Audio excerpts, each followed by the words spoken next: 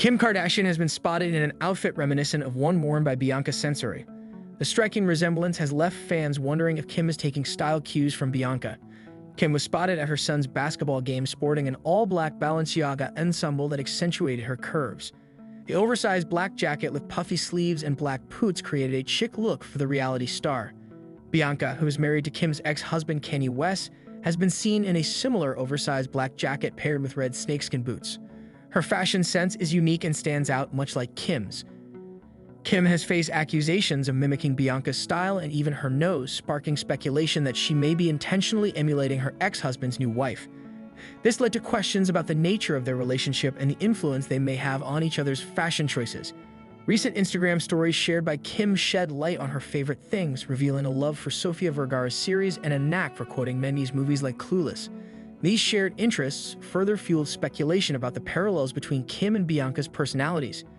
Both Kim and Bianca draw inspiration from traveling and architecture, with Bianca holding a master's degree in architecture and previously working with Kanye as the head of architecture for his brand Yeezy.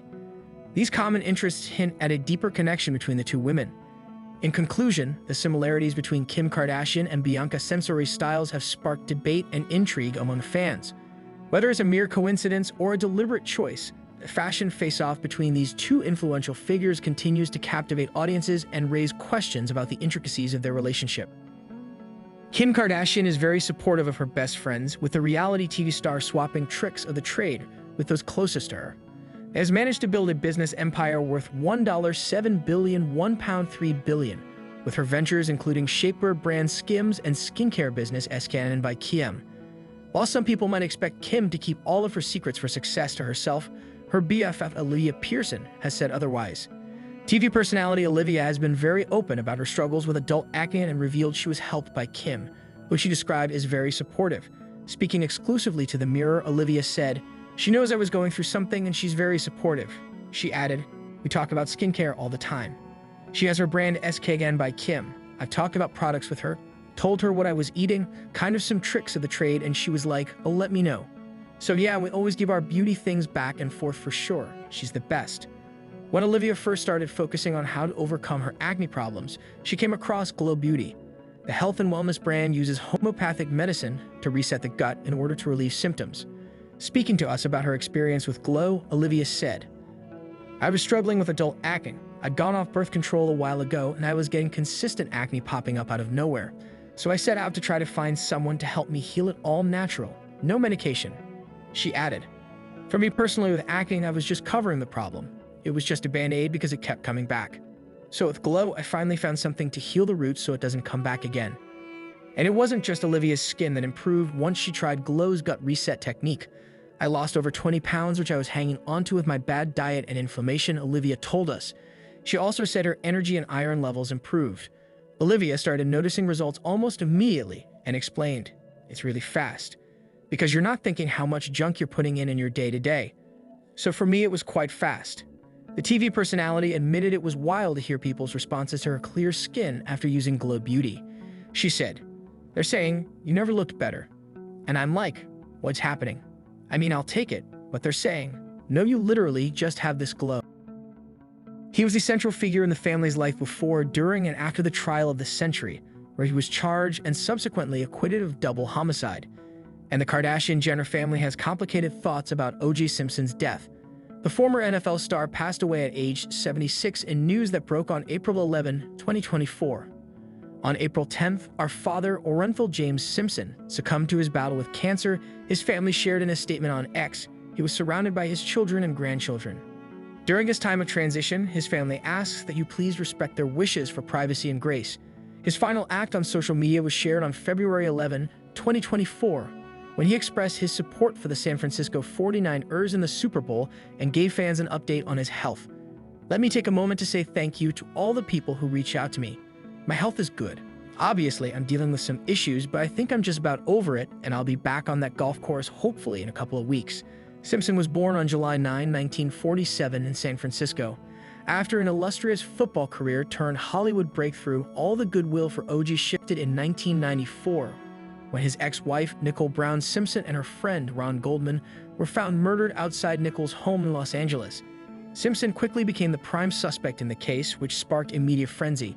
The subsequent trial, known as the People v. O.J. Simpson, lasted for nearly 9 months from 1994 to 1995. It was one of the most widely publicized trials in American history, broadcast live on television and closely followed by the public.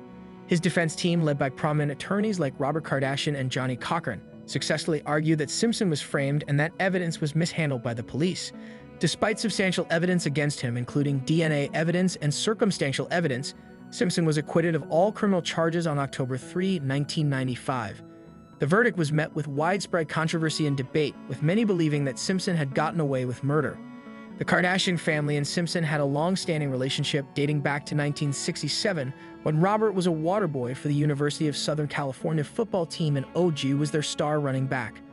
They quickly developed a friendship and throughout the years, developed an enduring trust. Such was their bond that Robert's children, son Rob and daughters Kim, Khloe, and Courtney, called him Uncle OJ. But his murder trial put a huge strain on the family. Here's how the Kardashians responded to O.J. Simpson's death and what they said about him over the years.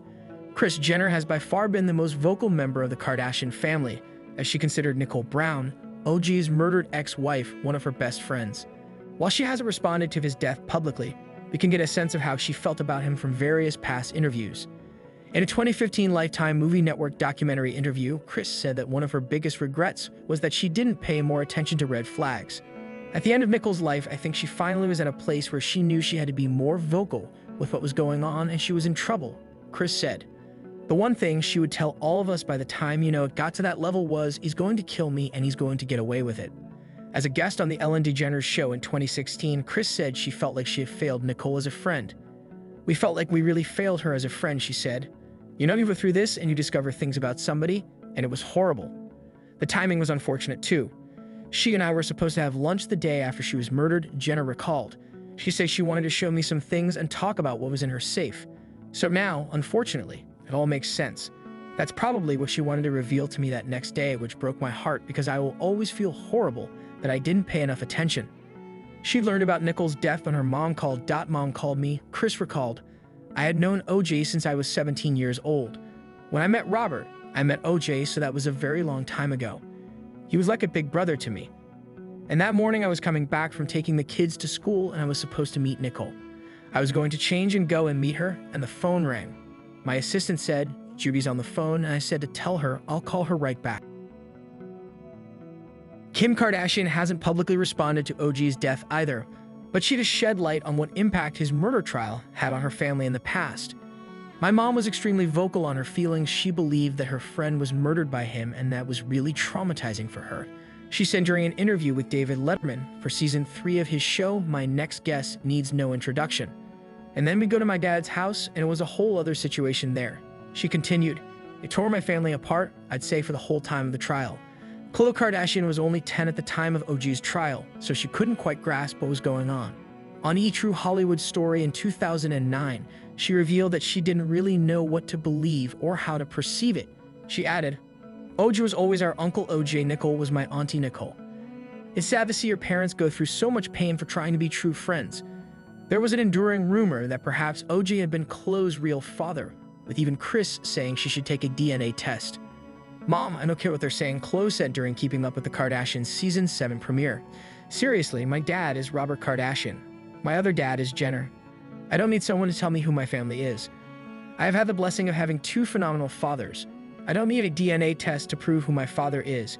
As for how that rumor impacted Kris, she said, they printed a story that I was sleeping with OJ, she said. That frightened piece of it's really kind of pathetic that when rumors get started, the media gives it life and breath, and on the anniversary of Nicole's death. It's so tasteless and disgusting. Caitlyn Jenner, who was Kris' second partner after she and Robert Kardashian divorced in 1991, has maintained throughout that OJ was guilty. In her 2017 memoir, Secrets of My Life, the Olympic athlete stated, I believe he got away with 2 savage murders.